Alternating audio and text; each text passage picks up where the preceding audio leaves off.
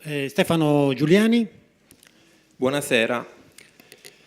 Allora, io porto innanzitutto il saluto di Giovanna Damiani, direttore del Polo Museale della Sardegna, che non è potuta essere presente oggi a causa di altri impegni istituzionali, e ha quindi delegato me, sono Stefano Giuliani, un funzionario dello stesso ufficio, a presentare il Polo Museale della Sardegna e le sue attività. Quindi cerco di andare abbastanza spedito, visto che siamo un po' in ritardo. I poli museali regionali sono uffici periferici del Ministero dei Beni e delle Attività Culturali e del Turismo. Sono stati istituiti nel 2014 nell'ambito di un'opera di profondo riassetto del Ministero dei Beni Culturali e sono uffici che riuniscono in sostanza sotto un'unica direzione tutti i musei, le aree archeologiche, i monumenti in consegna allo Stato che si trovano nel territorio di una data regione.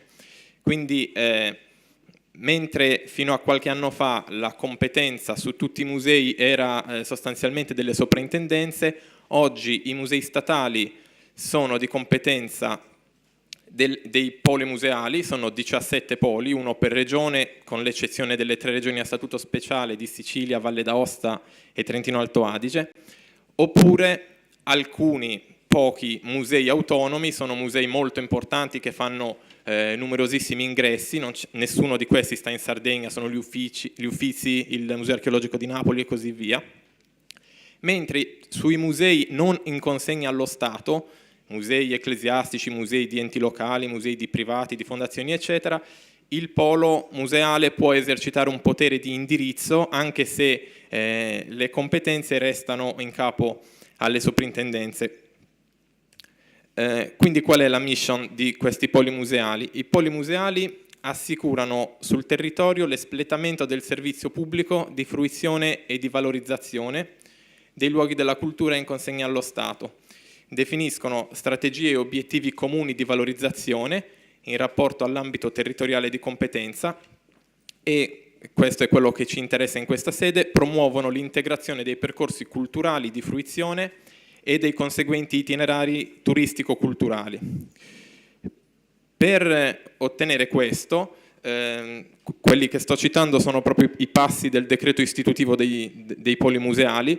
I poli programmano, indirizzano e coordinano tutte le attività di gestione del sistema museale nazionale nel territorio regionale, cercando di costituire un sistema museale regionale integrato che comprende sia gli istituti direttamente afferenti ai poli, cioè quelli statali, che anche tutti gli altri partner pubblici o privati, come le amministrazioni pubbliche e tutti i portatori di interesse a qualsiasi titolo. Nel fare questo i poli museali cercano di garantire un costante miglioramento della qualità della propria offerta, quindi incentivando l'innovazione didattica, tecnologica, l'accessibilità, eccetera, e inoltre curano il progetto culturale di ciascun museo, occupandosi anche della ricerca scientifica e del restauro delle proprie collezioni. Non ultimo sono i poli museali a stabilire le tariffe, gli importi dei biglietti e gli orari di apertura e a occuparsi anche di problemi quali la bigliettazione integrata, per esempio, per entrare in questi circuiti. Gli obiettivi del polo museale sono quindi la promozione di strategie per la valorizzazione e la fruizione del patrimonio culturale per far crescere il sistema museale nazionale, di definire una progettazione integrata tra istituzioni e partner di qualunque tipo e favorire la costituzione di reti gestionali innovative per il turismo sostenibile e lo sviluppo locale. È in sostanza, me lo sono segnato, quello che diceva ieri Mariangela Frank quando delineava la figura dell'ente pubblico non più come unico sostenitore di un progetto culturale territoriale, ma come facilitatore di una partnership pubblico-privato. Presentando gli istituti che compongono il Polo Museale della Sardegna, abbiamo 15 istituti, a Cagliari il Museo Archeologico Nazionale, la Pinacoteca, lo Spazio Espositivo San Pancrazio, l'ex Regio Museo Archeologico e la Basilica di San Saturnino. A Sassari il Museo Sanna e la Pinacoteca Nazionale e l'Altare Prenuragico di Monte d'Acoddi. Abbiamo poi l'area archeologica di Sunuraji a Barumini, il Museo Archeologico Nazionale di Nuoro, il Museo Archeologico Nazionale e l'area archeologica di Porto Torres e i due istituti che compongono il sistema museale di Caprera, incentrati sulla figura di Giuseppe Garibaldi. A questi si aggiungono le aree archeologiche di Nora e di Tarros, che sono state assegnate al Polo Museale solamente lo scorso febbraio, il cui passaggio di consegna è ancora in fase di definizione. Poiché si parlava di archeologia, io ho fatto un piccolo focus sugli istituti e le aree più strettamente archeologiche tra quelli del Polo. Vediamo che il Polo Museale è presente quindi in tutto il territorio dell'isola, quindi può farsi promotore anche di progetti più specificamente locali e non necessariamente di più vasto respiro della regione nella sua totalità. Dicevo, un piccolo focus sui musei e le aree archeologiche. Il più importante museo archeologico della Sardegna è sicuramente il Museo di Cagliari, dove sono custoditi materiali che provengono da tutta l'isola e che coprono tutto l'arco della storia, prenuragico, nuragico, fenicio, cartaginese, romano. Adesso, fino a tutto settembre, credo, c'è anche una mostra incentrata sulla figura del martire Fisio. Sono custoditi a Cagliari alcuni dei materiali più famosi e più importanti della storia della Sardegna, la stele di Nora, alcune delle statue di Montiprama che sono di grande attualità e così via.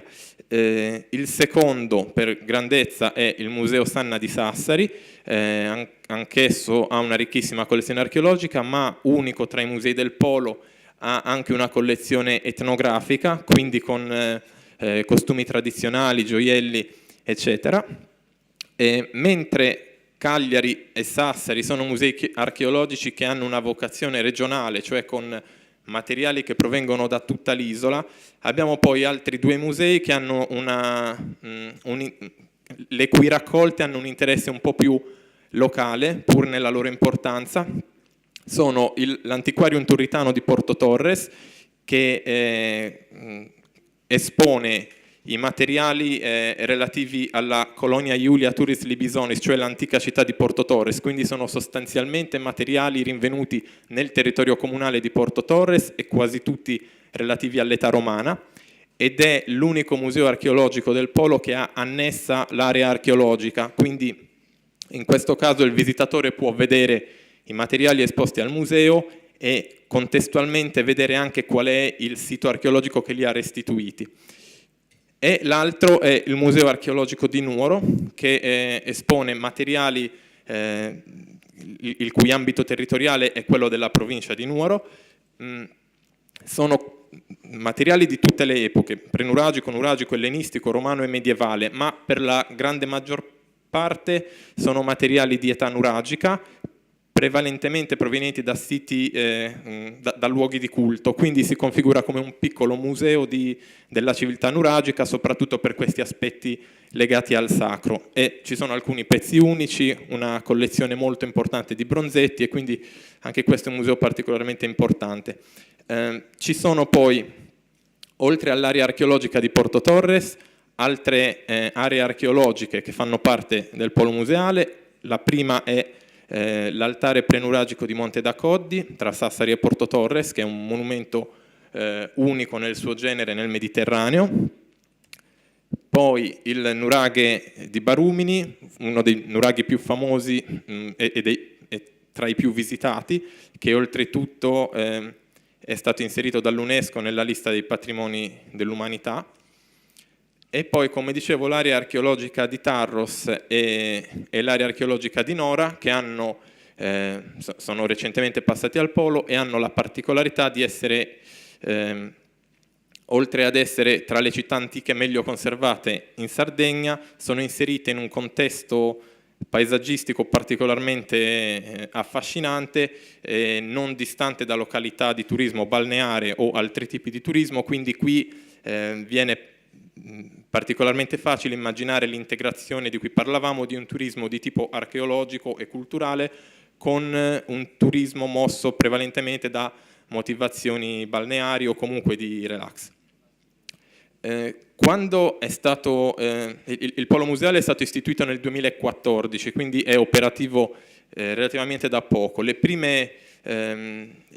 primo ambito di attività è stato quello di crearsi una propria identità, di esplicitare la propria esistenza tramite una serie di scelte strategiche che miravano a mostrare come questi istituti e musei facessero parte di un'unica rete. Per questo è stato creato un sistema comunicativo identitario, per esempio nella bigliettazione. Ogni istituto, ogni museo ha un proprio biglietto incentrato sulla figura di un pezzo iconico della collezione, però la veste grafica e lo stile dei biglietti è unitario. Allo stesso modo esiste la pagina, il sito web del Polo Museale, che contiene al suo interno poi una serie di pagine con cui interfacciarsi relative ai singoli siti. E lo stesso anche i social network. Queste sono le pagine Facebook. C'è una pagina madre del Polo Museale della Sardegna da cui dipendono, con una veste stilistica omogenea, tutte le singole pagine dei vari istituti e musei. Questa ricerca di un'identità comune ha riguardato anche la valorizzazione. Tra le iniziative di valorizzazione la più importante è stata Musei di Storie, che è un format che prevede che in uno stesso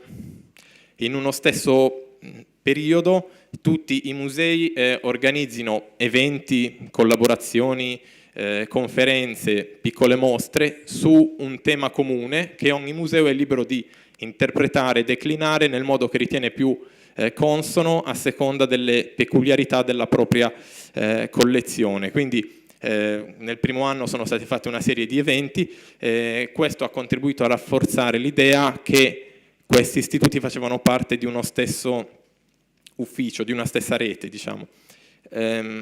Sin dall'inizio, sin dalla sua istituzione, il Polo ha sottoscritto una serie di accordi di valorizzazione, quindi è stato attivo sin dall'inizio in questo senso. Gli ingressi totali dei siti del Polo sono stati nell'ultimo anno circa 300.000. Questi dati ovviamente sono incompleti perché mancano Tarros e Nora, che all'epoca non facevano parte del Polo Museale. C'è però una fortissima disomogeneità sulla quale stiamo cercando di lavorare, perché, come si vede da qui, il Museo Archeologico di Cagliari, l'area archeologica di Barumini e il sistema museale di Caprera da soli fanno oltre l'80% di questi visitatori.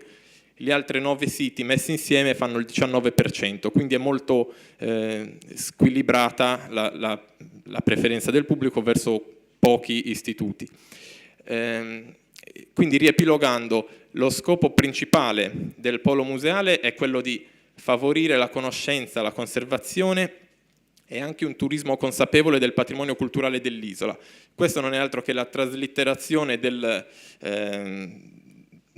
mission contenuta nella stessa Costituzione italiana, all'articolo 9, che dice: la Repubblica promuove la cultura.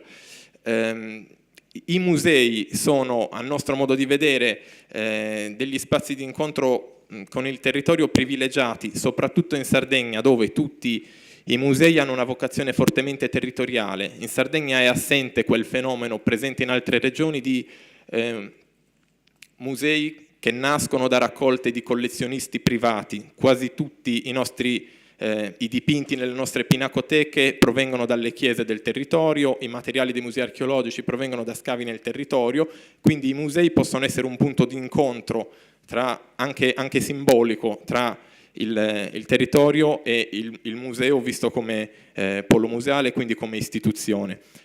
Per questo motivo il Polo intende continuare a lavorare con le istituzioni, le università, le scuole, le imprese, le associazioni, le realtà culturali e tutti gli stakeholders di qualsiasi grado, in un'ottica di inclusione e collaborazione reciproca. Questa unione di intenti condivisi e questa necessità di una pianificazione progettuale coordinata ha portato alla sottoscrizione di un protocollo d'intesa tra Polo Museale della Sardegna e Regione Autonoma della Sardegna.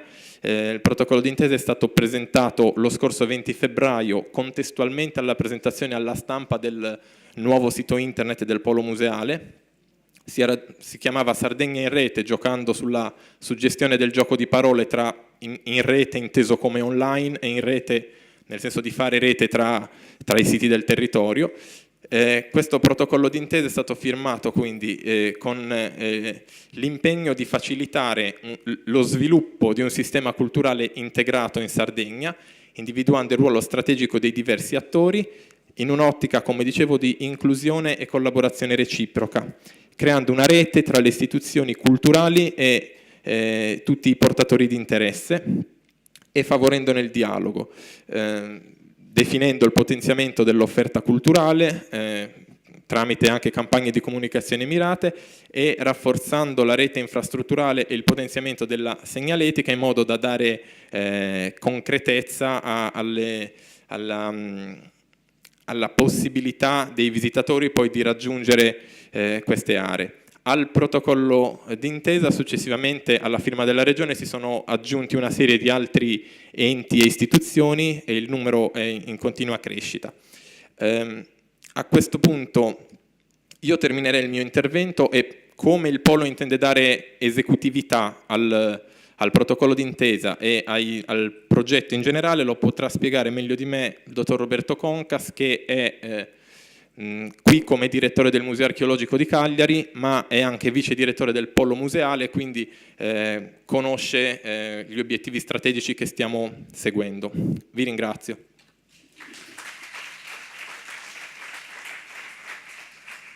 Tourism Call to Action, 7 incontri formativi per la crescita turistica della destinazione Sardegna. Iscriviti su www.aeroportodiolbia.it.